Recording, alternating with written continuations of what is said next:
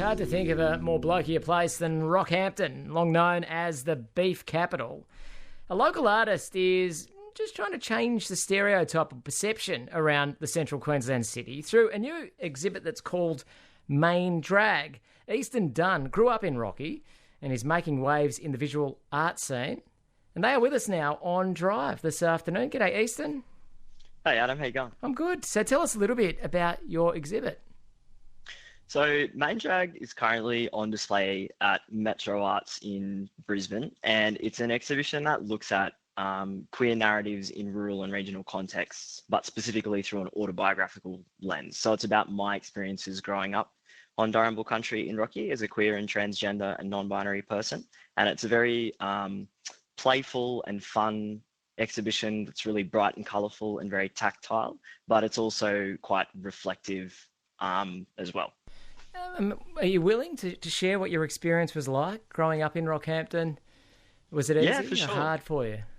I think those kinds of words are not necessarily useful when you're talking about a lifetime's worth of experiences. I think they have a kind of flattening effect. And that's, I guess, one of the things that I'm interested in through the show is telling stories about being a queer person in rural and regional areas that don't conform to that really typical stereotype of either you're stuck in the rural area and you need to escape it in order to be yourself, because I don't think that's necessarily true. And there are also lots of reasons why people may not be able to move away from a rural area, or stories that really focus on, I guess, queer people having violence or trauma reinforced against them when they don't leave those areas. So those are really common kind of narrative tropes that you find in stories about queer people's lives in rural and regional areas, but neither of those really match up with my experiences. And that's not to say that, you know, that's the same for everybody else. I can only speak from my point of view, but I would say there's a really different way of navigating being a queer person in rural and regional areas as opposed to large metropolitan areas, because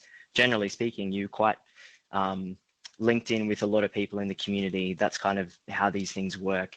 And there is no anonymity the way that there is in a big city.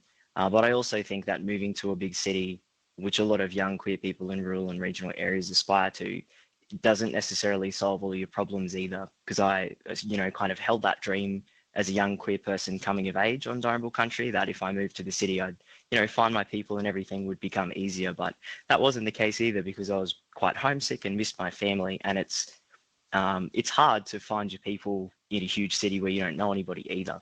So I guess my experience is, the best way to characterize it is really nuanced, really different. And I couldn't categorically say that a rural place or a metropolitan place is better area to be queer in. It just depends on so many intersecting factors. I mentioned that it's known as the beef capital, Rockhampton, and it is a city that kind of has hung its hat on bulls and steers and steaks, and you could have a stereotype of Rocky that it's pretty hyper masculine. Does your exhibit challenge these stereotypes? Yeah, it's sort of a loving, playful challenge, because it's actually part of my own family's history. Like, my family have grazed cattle for a few generations on Wodja and Gungaloo and Dalrymple country. So that looking at those stereotypes is not just about having a dig at Rocky. It's actually supposed to be about interrogating my own family's role in those kinds of stereotypes, in the way that we might have benefited from those stereotypes, and also, I guess, complicating those stereotypes because I'm from one of those families, but I'm queer and trans and non-binary. So yes, I guess it is sort of undermining it, but it's not only having a dig, it's also quite a loving portrayal of some of those things as well. So a lot of the sculptures in the exhibition I've covered with like a really hot pink fluffy faux fur that, when you look at it, quite closely resembles cowhide. And when I look at the sculptures, it makes me think of working with cattle in the yards as a young person as well.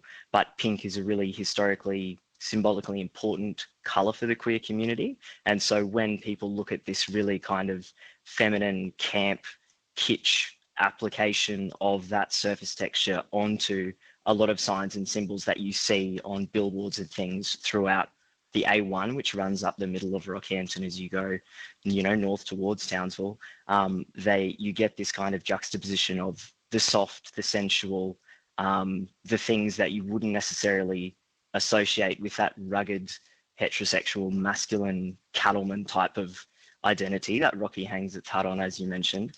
Yeah, and it's also a kind of an imaginary thing as well. If you kind of thought, well, I wonder what it would look like if, Rocky's main streets were home to a Mardi Gras or something in a kind of queer utopia. So it's about the past and about the future as well at the same time. We're hearing here from Easton Dunne, who grew up in Rockhampton and is making waves in the visual arts scene. We're hearing about Easton's exhibit that's out at the moment.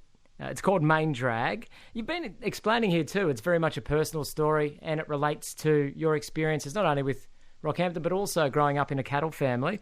Do you have to have conversations with the family when you're doing something like this, Easton? Do you bring them in on what you're planning to do, or do you wait and just show them the art at the end and explain it?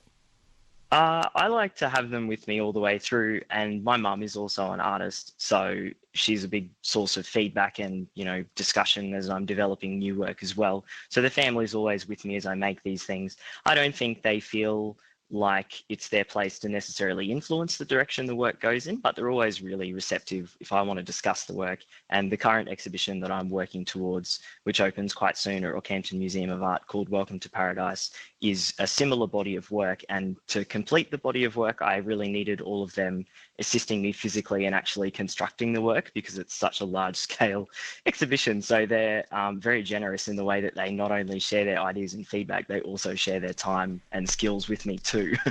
What are you hoping that might come from your exhibit? And you hope that people have a more, I guess, nuanced understanding of regional centres and the experience of queer people who live within them. Yes, that's exactly it. A more nuanced understanding. And I think as queer people who still live in those areas the way that I do, I went away, but I came back. I've been back for 8 years. I think we have a responsibility to share those stories if we're in a position to, for the younger generations who are coming through, watching us. And I think these exhibitions are kinds of things that I wish I could have seen growing up here as a young queer person, because when I was growing up in the 90s and the 2000s, the internet just wasn't the resource that it is today, and social media didn't exist. So there are some things that make narratives around queerness a lot more accessible for younger people in these areas today. But you still want to see narratives that are particular to your context and your town. And I'd certainly, not under the illusion that everybody will see their own story in my story. Everybody's got really different background and relationship with queerness and place. But I hope that it at least makes space for people to come to the exhibition and have conversations, and maybe, if it's the kind of work that I wish I'd seen as a young person, maybe some young people might also see it and feel affirmed and like they matter and like they belong to the place that they're in. Well, you never know, Easton. We may live to see the day that the famous Brahman bull statues of Rockhampton are actually hypercolour pink. Do you reckon that could work? I would love to do that as some kind of future public art installation. I think it's really worthwhile. Well, you never know who's listening. You never know. So thank you so much for joining us, and such a great conversation, really candid as well. Really appreciate you joining us this afternoon. My pleasure. Thank you, Adam.